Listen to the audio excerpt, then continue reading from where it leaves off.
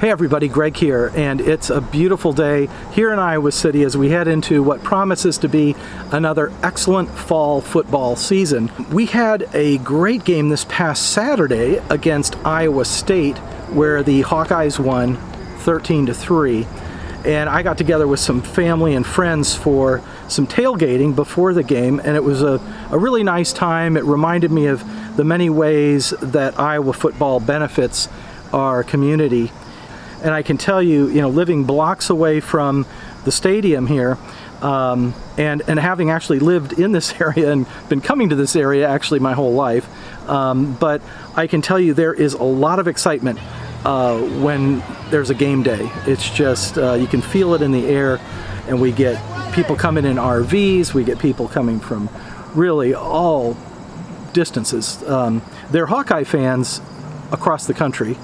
And when we are, going up against another team, they have folks coming into town, and then there are people that just in surrounding areas come in. So it's one huge event for the whole city of Iowa City.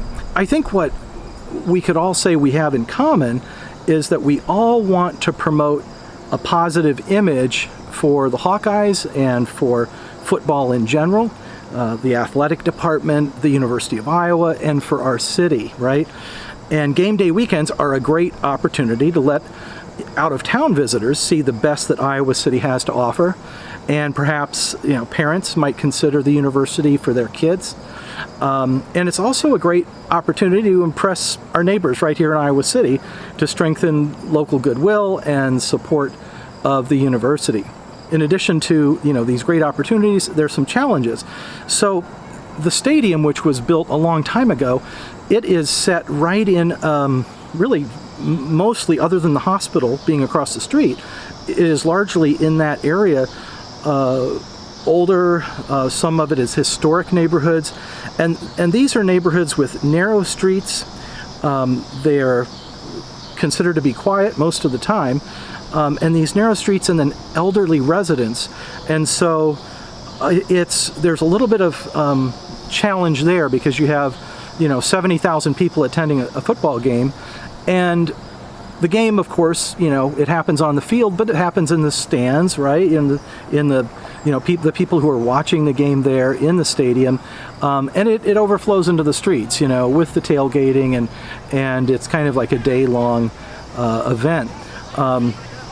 But without the permission of these local residents, the neighborhoods get unpredictably turned into kind of like flash mob event venues and spontaneous street parties.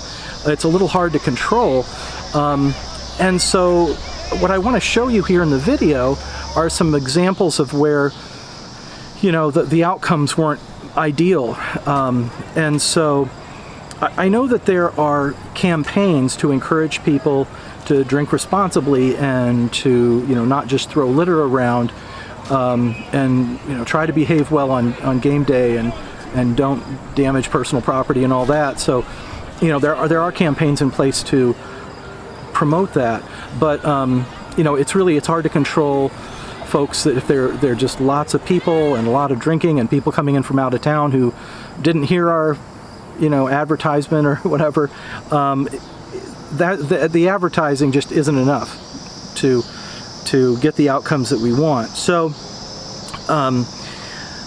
what I'll show you in this video are a few clips. One is just to show you some of the trash that ends up all scattered around on the streets and in residential yards, in people's yards. So you can imagine, some elderly person who isn't very mobile and looks out, and the aftermath Sunday morning, there's just trash strewn all over their yard, right? And so they're not going to get out there with their walker or wheelchair or whatever. It shouldn't be their responsibility anyway, to clean up after the football game. And so that's a problem. Now, there are some people that help with cleaning up, and that is good. But I noticed, in fact, this last weekend there was trash in the streets even on Monday and Tuesday, so it's still a problem. And part of the problem is that there just aren't enough trash cans put around. And even when there are trash cans, sometimes you get people they're not thinking clearly and they just start dropping trash wherever they are. But that's part of the problem. And, when we have here in Iowa City, we have a wonderful Jazz Fest, we have Arts Fest, we have a lot of events that happen downtown. And there we have the Pentecrest, we have, 4-lane streets, right? Clinton Street is a 4-lane, and there's a lot of space. Those streets get shut down, there are blockades put up, and it's set up to have a street party, and it works out fine. And there are hand washing stations, there are places to use the restroom, there's food downtown. So the downtown area events work out really well. So that's a good example we could seek to emulate, on game days. And with the recycling and everything, it's just quite good. But it's not 70,000 people, right? It's maybe, I don't know, a few thousand or 5,000 people downtown. So when you have larger crowds and when a street becomes a venue for the event, you have to kind of plan ahead, and there are safety concerns as well. Here in the video, I'll cut away to it, you'll see an ambulance was trying to get to provide some care to somebody, and the street that really should be kept clear was just packed from side to side with, unfortunately, a lot of folks that were drunk. And you're going to hear in a video somebody pounding on the back of someone's car. I didn't get the camera turned in time to show the person pounding on their trunk, but what you will see is then after they physically attacked the vehicle, they began shouting abusively at the driver, who was just, a woman trying to drive through this area and was careful, wasn't, this person was very careful about the crowd there, but it makes it very difficult for residents to get to their homes, and for, as you can see there in the video, emergency vehicles, fire, ambulance, police, it presents a security problem. And then, worse than, of course, we don't want anybody to be hurt. And if somebody does get hurt, we don't want them not receiving emergency care, right? So that's important. But beyond that, there is this liability issue. So if we've not done our part to make sure that the streets are kept open and accessible, and an ambulance isn't able to get to somebody, or police aren't able to respond, or fire, first responders aren't able to get there, somebody's responsible for that, And is it the resident because they allowed this huge crowd, this flash mob in their front yard and into the street? Is it the resident's fault that happened? Is it the city's fault because they didn't send out the police to direct traffic and crowds and keep that area open? Is it the university's fault because it's their event? Should the athletic department be? And you know how these things go. There's a lawsuit and suddenly everybody gets sued. The city's sued, the residents sued, the university sued.